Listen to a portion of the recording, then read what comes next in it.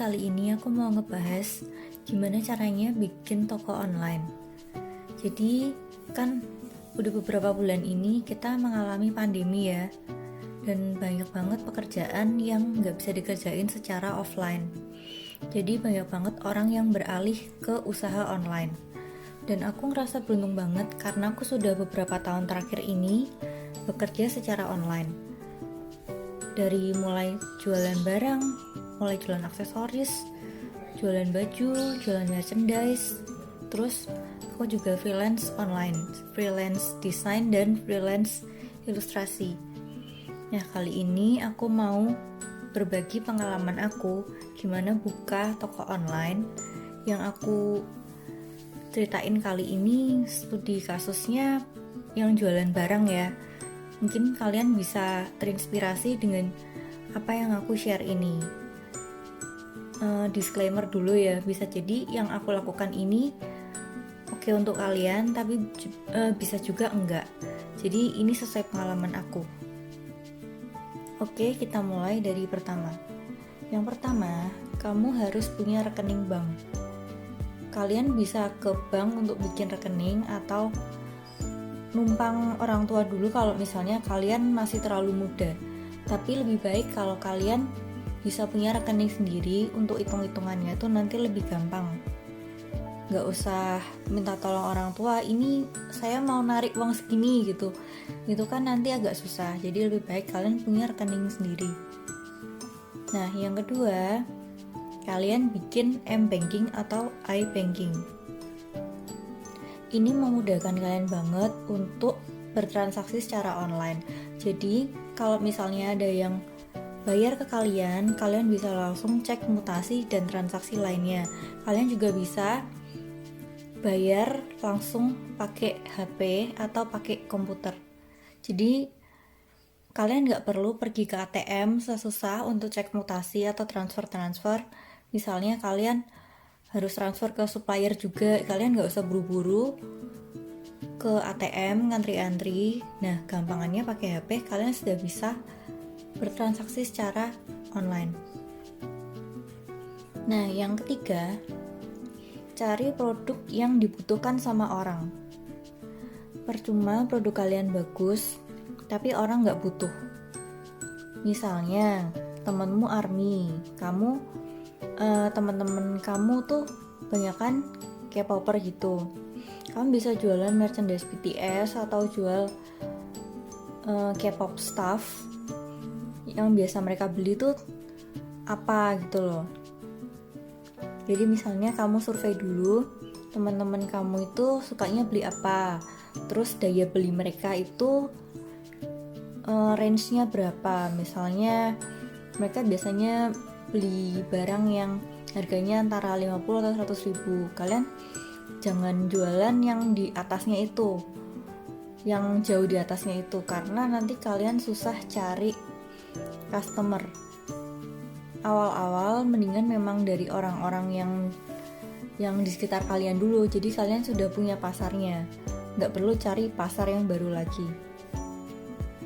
Kalau soal produk apa yang paling bagus aku nggak bisa ngomong, itu kalian harus research sendiri karena disesuaikan sama lingkungan kalian. Nah, kemudian tentukan kamu mau dropship atau stok sendiri.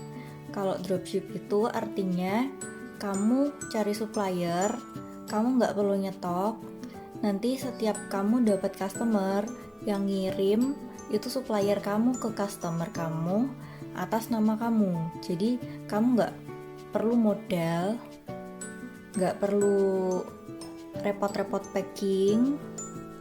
Cuma jeleknya kamu nggak bisa hitung stok real time. Jadi misalnya kamu jual ke customer kamu, tapi ternyata waktu kamu ngontak supplier ternyata barang yang dimaui sama customer kamu tuh habis. Jadi kan nggak enak, kamu harus ngomong ternyata habis gitu ke customer kamu. Jadi kamu nggak bisa mengontrol stok sendiri dan kamu nggak bisa branding, karena kalau kamu dropship jadi packagingnya itu ngikut sama ngikut sama supplier kamu. Nah, kalau misalnya stok sendiri, kamu bisa branding, bisa ngontrol stok sendiri, bisa foto produk sendiri. Jadi gimana kalian mau bikin toko kalian itu sesuai yang kalian mau. Cuma kamu harus punya modal untuk beli barang-barang yang mau dijual itu, terus punya storage, punya tempat buat nyimpen jualan kamu. Dan kamu juga harus packing sendiri. Terus untuk harganya, kamu bisa bandingin harga-harga yang ada di pasaran. Kalian bisa cek di marketplace juga atau di Instagram, kira-kira mereka itu jualnya seberapaan sih gitu, range harganya mereka. Jangan terlalu mahal, nanti orang malah gak mau, atau kemurahan.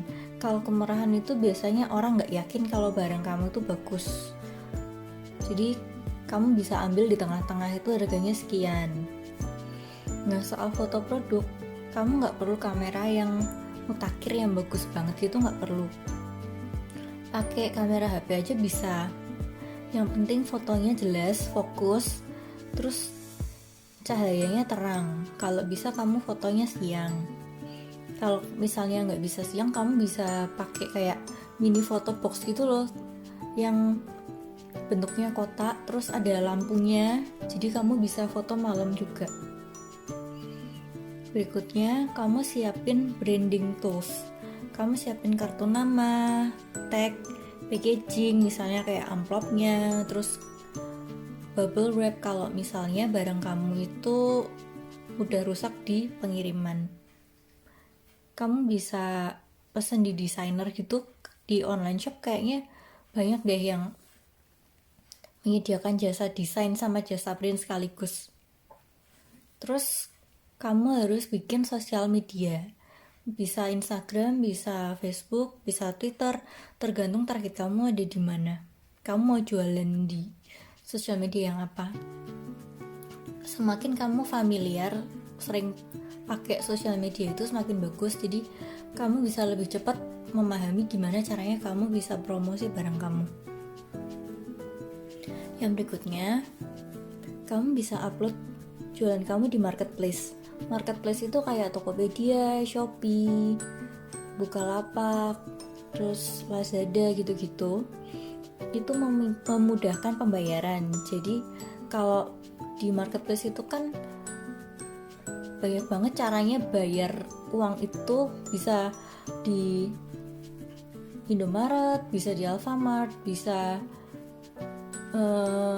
macam-macam deh, pokoknya bisa pakai kartu kredit, bisa debit. Dan itu buat orang yang sulit, mungkin yang nggak punya rekening, mereka bisa bayar di minimarket gitu. Terus meningkatkan trust juga, karena ketika barang diterima sama customer, mereka baru rilis uangnya ke kamu. Jadi uangnya nggak nyampe duluan ke kamu gitu. Jadi jaminan kalau kamu nggak bakalan lari, seperti itu.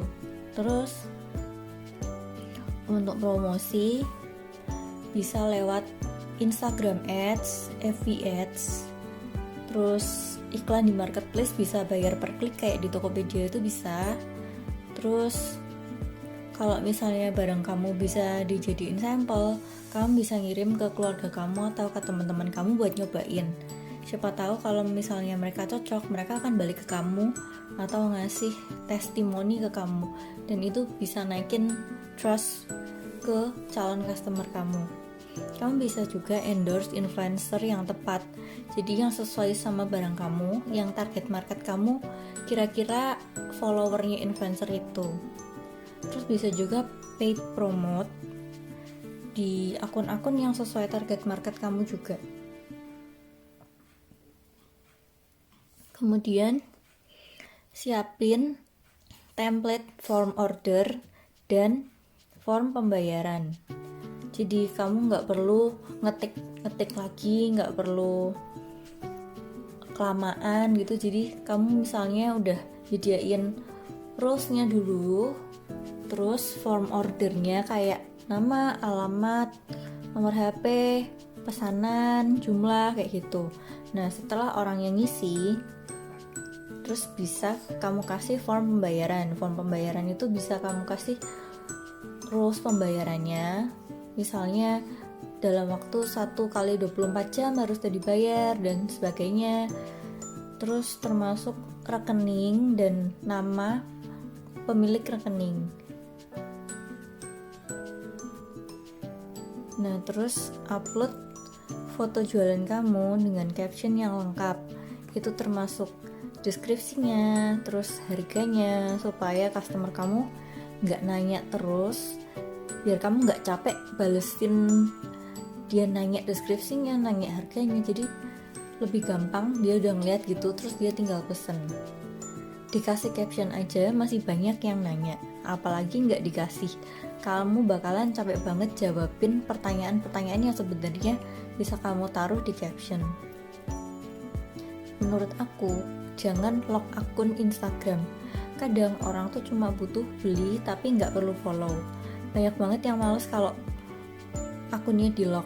Aku tipe yang males kalau ada akun yang di lock, kecuali memang aku butuh banget untuk beli di sana, nggak dari tempat lain, aku akan follow. Cuma kan aku juga bingung kalau misalnya dia tuh terima requestnya itu lama atau gimana. Nah, itu malesin banget sih buat aku, tapi itu terserah kalian. Terus keuntungannya akun yang nggak di lock itu bisa pakai hashtag yang sesuai. Nanti orang kalau cari di Instagram itu, nanti kalau kamu pakai hashtagnya pas, nanti mereka bisa lihat jualan kamu. Terus juga bisa hashtag itu dipakai untuk mempermudah pencarian khusus di tokomu. Misalnya kayak di tokoku, aku pakai hashtag khusus untuk size cincin atau jenis aksesoris. Jadi misalnya kan cincin kan ada yang size-nya 5, 6, 7 dan seterusnya. Jadi aku bikin hashtag Mochimo size 5, Mochimo size 6 dan seterusnya. Dan untuk jenisnya aku bikin Mochimo necklace, Mochimo ring, Mochimo earring dan seterusnya. Terus di bio kalian tulis kontak order, jam buka, dan rules toko kamu. Misalnya no COD atau fixed price atau sebagainya yang udah kamu tentukan sendiri. Terus manfaatin highlight story untuk frequently asked question. Jadi pertanyaan yang sering ditanyain kamu bisa taruh di highlight, jadi biar customer kamu nggak berulang-ulang nanya pertanyaan yang sama. Terus kamu bisa kurasi koleksi jualan kamu.